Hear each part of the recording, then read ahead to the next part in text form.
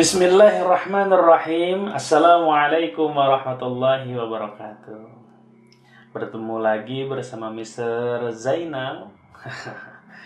Ini sudah yang keempat dan insya Allah mungkin ini pembahasan kita yang terakhir ya di pembahasan fikih Ramadan. Anak-anak tetap jaga ibadahnya, tetap jaga semangat belajarnya dalam kondisi apapun. Semoga kita diberikan kesehatan terus dan umur kita juga diberikan keberkahan oleh Allah Subhanahu wa taala. Nah, baik anak-anak.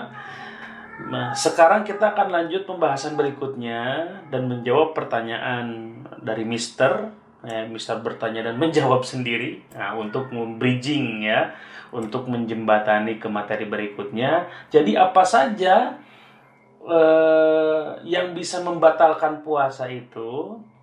Anak-anak, ada 6 poin yang bisa membatalkan puasa. Yang pertama adalah makan dan minum. Jelas ya, makan dan minum secara sengaja itu membatalkan puasa. Apa landasannya, Mister? Nah, surah Al-Baqarah yang 187 yang pernah Mister bacakan di pertemuan sebelumnya. Makan dan minumlah kalian sampai terlihat ada tanda mau masuk ke fajar, berhenti.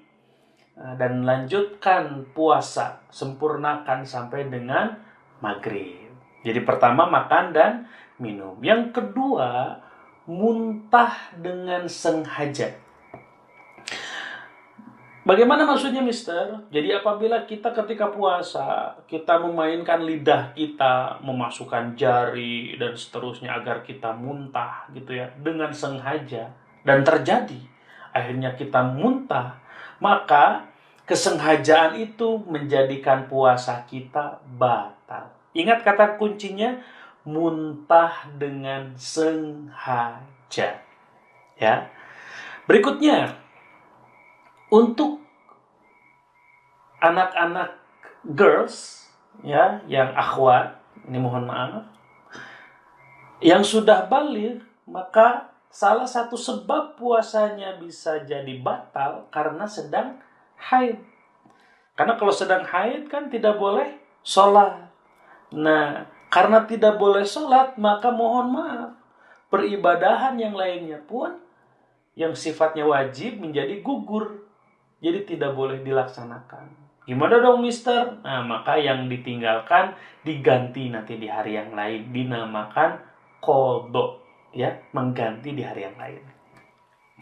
Yang berikutnya, apabila ada ibu kita, mungkin saudara kita yang baru melahirkan. Nah, setelah melahirkan ada yang disebut dengan nifas, ya, masa pendarahan setelah melahirkan. Nah, itu juga membatalkan puasa. Jadi tidak harus melaksanakan puasa Ramadan. Oke, untuk hal itu nanti kita bahas di lain waktu. Ya, lanjut. Nah, mohon maaf nih, banyak maafnya ya, karena memang, bahasanya sebenarnya kurang pas, tapi harus disampaikan. Poin yang kelima berarti sekarang adalah apabila gila.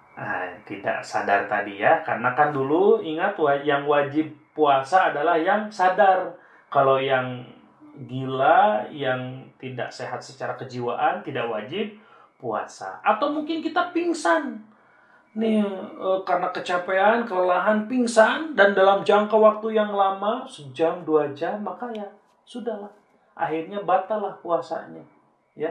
Karena kalau orang pingsan kan perlu asupan minuman, nah harus minum, maka tidak apa-apa, batalkan saja puasanya, nanti diganti di hari yang lain. Yang terakhir adalah murtad, atau mereka yang keluar dari agama Islam. Kenapa, Mister? Karena di awal juga sempat kita bahas, yang wajib puasa adalah orang Islam. Seorang yang beriman kepada Allah Subhanahu wa taala. Merujuk ke surah Al-Baqarah ayat 183. Boleh dibuka lagi, nanti dibaca lagi.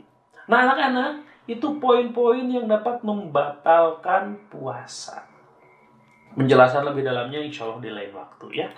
Nah, lalu setelah itu apa Mister yang disunnahkan selama puasa dan adab-adab selama puasa? Yang pertama, yang disunnahkan selama puasa adalah menyegerakan berbuka puasa. Jadi kalau Allahu Akbar, segera cari takjil untuk membatalkan puasa. Karena kenapa? Sebagaimana ada hadis Rasulullah SAW, la yazalun nasu bi khairin ma'ajjalul fitr. Tidaklah seorang dalam kebaikan apabila dia menyegerakan berbuka puasa. Itu sunnah yang pertama.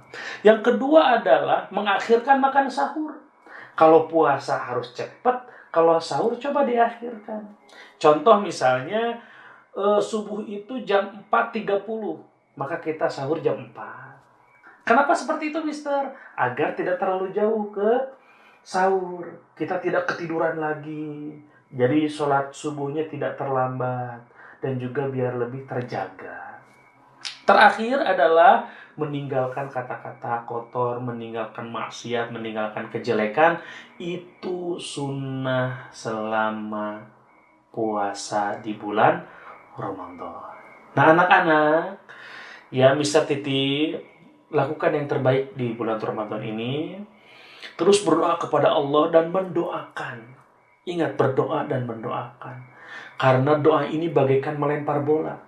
Makin kencang kita lempar, makin kencang juga bola itu kembali kepada kita. Makin banyak kita mendoakan, maka makin banyak doa yang kembali kepada kita. Maka doakanlah kaum muslimin, doakan dunia ini, doakan seluruh manusia. Semoga Allah dengan Rahman Rahimnya memberikan yang terbaik kepada kita semua. Terima kasih. Wassalamualaikum warahmatullahi wabarakatuh.